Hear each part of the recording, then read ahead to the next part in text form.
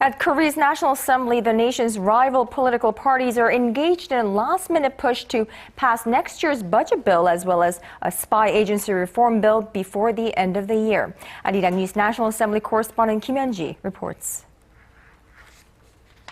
The National Assembly is operating with a new sense of urgency as it aims to pass a number of bills before the year's end.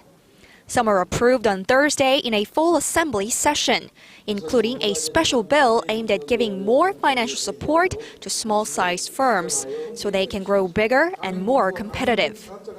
The ruling and opposition party leaders of a special parliamentary committee to reform the National Intelligence Service continued to hash out the details Thursday, one day after the rival parties agreed to pass the 2014 budget bill and a NIS reform plan this coming Monday. The Christmas Day deal, however, did not include an agreement on other key legislation. The Saenuri Party demanded the main opposition party help pass bills that seek to facilitate foreign investment and tourism in the country. President Park called for their passage earlier this month, saying they are necessary to revive the sluggish economy and provide momentum for a recovery.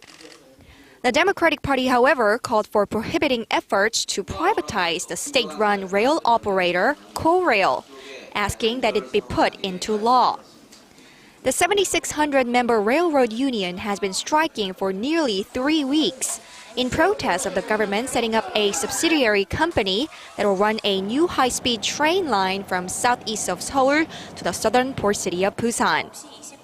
The railroad union says the move is part of the government's plan to eventually privatize national rail services.